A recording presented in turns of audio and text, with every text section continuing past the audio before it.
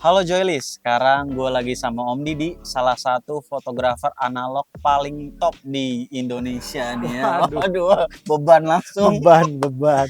Nah, kita lagi di eventnya Site bareng Om Didi. Tadi kita udah hunting-hunting, belajar, dan sharing-sharing soal film, soal foto, dan soal kamera analog. Nah, Om Didi, Hmm. gimana nih perasaannya 2023 masih foto pakai kamera analog? Tentunya seru ya, seru. Mm-mm. Bisa bisa kembali ke zaman yang dulu lagi. Bagaimana kita mengambil sebuah foto itu dengan keterbatasan eh, Teknologi. peralatan, ya, keterbatasan dari eh, pemilihan jenis film Mm-mm. juga. Mungkin ya ada rasa historical juga deh Oh, kalau di zaman digital ini kita pakai tinggal jepret gitu ya. ya tinggal jepret ya gitulah. Jadi dicari tantangan dan historikalnya ya. Iya, tantangannya iya, karena kita kan harus sebelum kita ngejepret kan kita belum belum tahu ya gimana hasilnya nih, visualnya nanti akan seperti apa. Jadi kan kita harus ngira-ngira juga, oh kalau kalau kita foto di sini ini bakal terangkah atau gelapkah atau Mm-mm. baguskah backgroundnya gitu. Kita Iya, nggak nggak harus bakal harus tahu ya. harus visual dulu ya. Iya. Nah, Om Didi kan udah jadi fotografer dari 97 1997. Waduh, 97. lama banget ya. Berarti Om Didi ngalamin dari analog ke digital terus ke Heeh. analog lagi ya. Bener ya Om ya? Iya. Nah, apa yang terjadi Om sampai kok bisa lagi balik ke analog? Kan udah ngerasain digital Om. Mungkin salah satunya mungkin jenuh juga ya, jenuh dengan digital, jenuh dengan editing, jenuh dengan dengan tidak menghargainya frame mungkin Oh ya, iya. jenuh dengan kita nggak mikirin tentang shutter count kita Oh, gitu ya. Mungkin mungkin itu ya salah satunya. Terus oh. dari analog terus kita digital terus analog lagi, kayak kayak seperti refreshment lagi ya, untuk belajar lagi, ngolah lagi, ya kan. Nyari yang baru gitu ya Om. Iya, nyari yang baru lah, terutama gitu. Nah Om, Om dari analog ke digital ke Hmm. analog lagi. Hmm. Menurut Om penting nggak seorang fotografer nih saat ini Hmm. untuk bisa atau bahkan menguasai kamera analog Om? Di sekarang ini loh? Kalau menurut aku sih penting banget ya, penting banget. Jadi kayak kita masak gitu ya, kita udah pintar masak berbagai macam, tapi kita nggak bisa untuk masak nasi gitu kan, seperti itu ya. Awalnya kan analog itu kan eh, cikal bakalnya dari kamera fotografi digital sekarang Ya, kan. ya.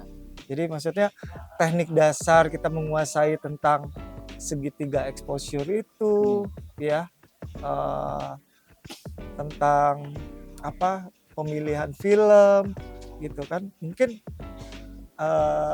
anak-anak sekarang juga harusnya mengerti ya dengan teknologi Analog. analog itu seperti apa gitu loh, ya kan. Jadi mereka mereka bisa bisa setelah pahamnya analog ini mungkin ke digitalnya mungkin Mudah ya. lebih mudah ya, dengan tanda kutip untuk mengambil sebuah foto ya. Kita nggak bicara tentang editing ya kan, kita nggak bicara tentang preset dan segala macam kan. Lebih feeling. Iya, foto yang baik, metering yang baik, ya komposisi yang baik, mungkin analog harusnya dikuasai gitu. Nah, tadi Om Didi sempat ngomongin anak muda. Menurut Om Didi nih, gimana masa depannya kamera analog di anak-anak muda nanti ke depannya? Kan mereka yang akan ya analog kan nggak akan pernah mati nih. Iya, iya. Analog sekarang di tangan anak muda, kira-kira ke depannya gimana Om? Kalau ngelihat dari perkembangan sekarang sih sebenarnya anak-anak SMA, SMP juga banyak yang main analog ya, tapi dengan batasan bahwa itu mereka hanya sekedar hobi kan gitu, belum menghasilkan sebuah karya yang baik kan gitu loh. Jadi harusnya sih ke depan itu mungkin ya dari dulu sampai sekarang harusnya analog itu kan apa ya? Kalau kita motret dengan analog itu kan file data kita itu kan cuma satu negatif itu kan. Yeah. Mungkin itu bisa dibilang lebih eksklusif dibandingkan dengan digital yang bisa di-copy ke sana sini gitu loh. Kita cuma punya master satu, iya kan? Nah itulah master itu yang negatif kita itu kan. Nah harusnya sih anak-anak muda sekarang juga kita bisa lihat juga sih beberapa vendor juga yang vendor foto yang analog itu bisa dibilang bisa lebih mahal dari yang digital. Vendor-vendor digital sebenarnya. Kalau kita lihat di luar atau di Bali juga itu kan ada beberapa vendor yang dia dengan foto analog itu bisa ratusan juta ya. Waduh. Bisa ratusan juta harganya. Mungkin kalau aku sih lebih spesial ya kalau kita pakai analog gitu ya. Lebih spesial, lebih segmented juga. Iya, segmented ya. Yang ngerti-ngerti aja. Iya, yang ngerti-ngerti aja. Kebenaran aku juga beberapa klien juga udah mulai mereka pengen difoto dengan analog, mereka pengen divideokan itu dengan kamera analog Super 8 yang video gitu. Udah ada mulai beberapa. Cuman ya segmented itu karena produksinya juga bahan mentah kita itu kan juga mahal ya. Bahan mentah kita juga mahal. Khususnya untuk anak muda mungkin skillnya harus lebih dipertajam gitu loh. Karena kita akan dapat hasilnya itu kan di kemudian hari gitu loh, bukan pada saat itu. Ya, skill dari memotretnya, mungkin skill dari masang filmnya juga itu juga harus punya keahlian kan. Wah, gua kalau mau masang film cepat nih, oh ternyata begini ya caranya. Ya, film yang bagus tuh gua harus pakai ini ya. Oh, motret misalnya ini saya lagi ada di kondisi siang hari atau malam hari. Oh, berarti ISO yang harus saya pakai ISO berapa nih filmnya gitu sih. Ada juga tuh Om, udah pasang film, terus udah motret, ternyata filmnya nggak nyangkut Om. Nah itu kan perlu keahlian itu. Iya benar, sebasic itu loh Om. Iya itu basicnya banget loh gitu. Iya, belum lagi misalnya tentang memahami tentang jenis film gitu. Iya jenis film, flash synchro gitu kan. Kalau sekarang kan anak sekarang taunya oh flash ini bisa high speed synchro loh. Mereka nggak tahu lagi dasarnya kalau kita pakai kamera ini flash synchronya itu harus di shutter speed berapa, ya kan?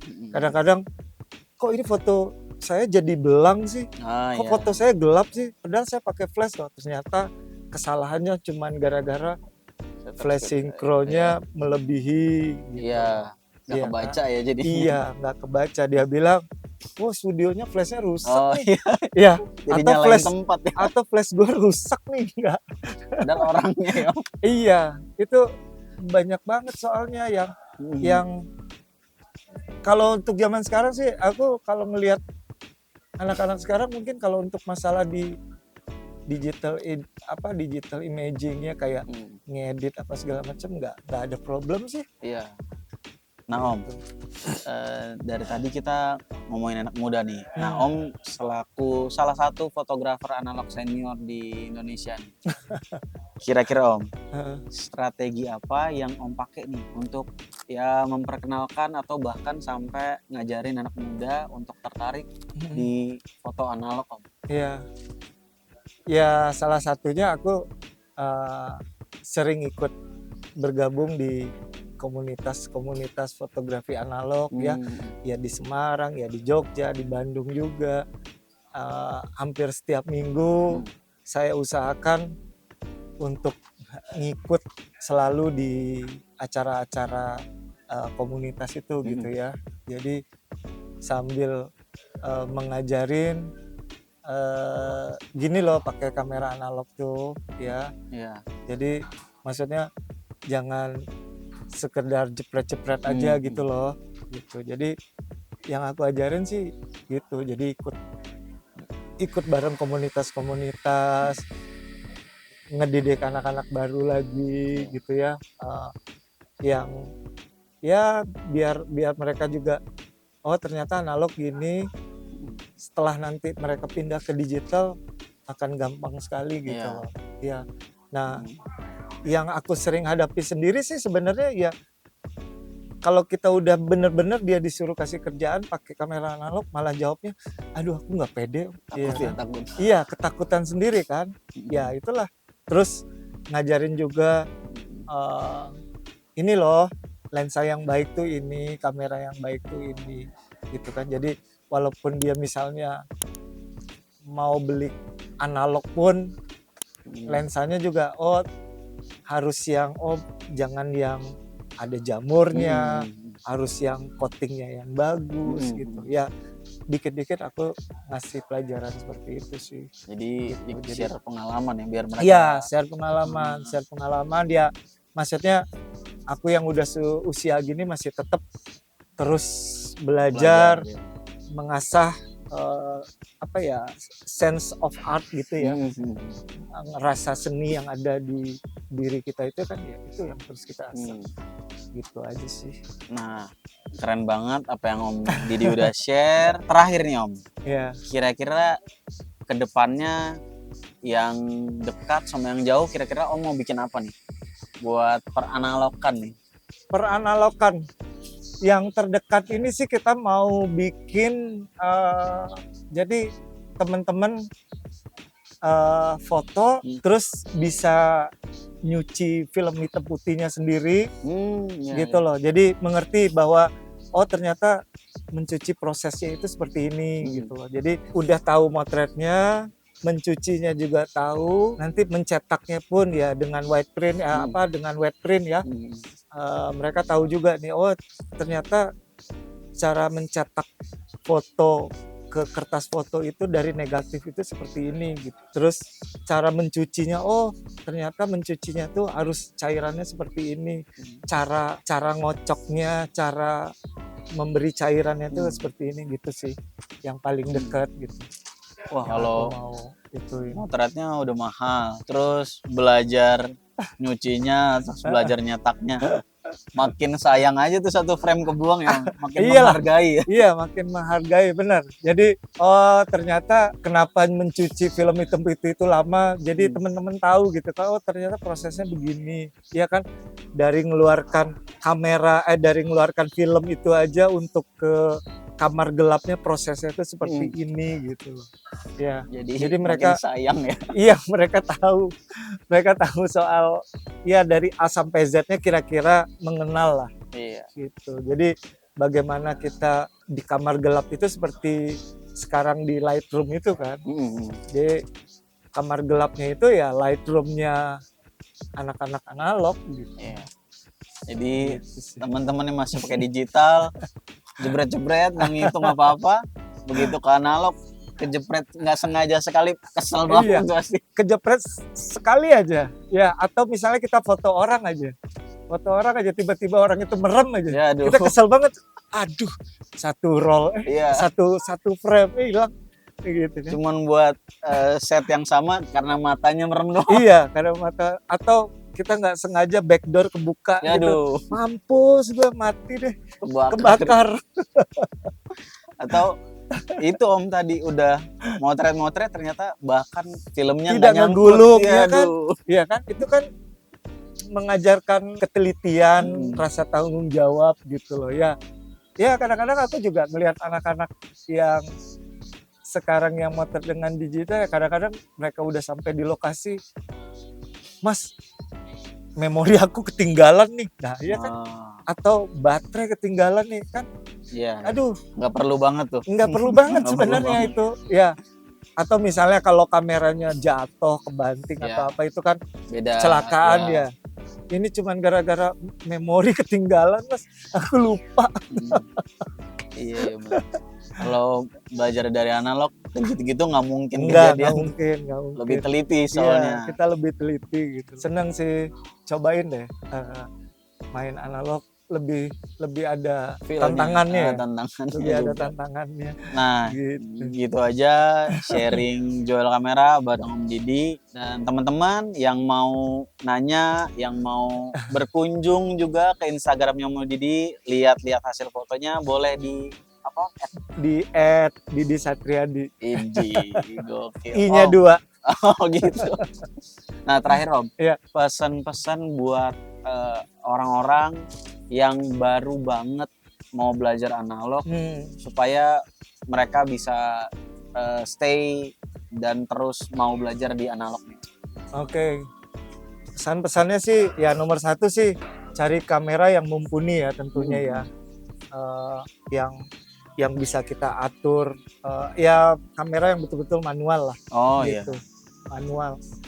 Kalau misalnya kita beli cuman point and shoot yang nggak bisa diapa-apain, ya kayaknya Tanggung ya. hasil kita akan segitu-segitu aja gitu loh. Belajar paham tentang segitiga exposure tadi ya, ISO, speed, sama diafragma kan gitu. Mungkin itu sih, bisa lihat di Joel Kamera juga, kameranya lucu-lucu. Wah lucu banget, warna-warni kita punya. Warna-warni. Dari yang mahal sampai mahal banget. Dari mahal sampai mahal banget. Dari bagus banget. Waduh. Gak ada yang jelek ya? Gak ada dong. Gak ada yang jelek. Nah itu aja sharing gua Arnold dari Joel Kamera bareng Om Didi.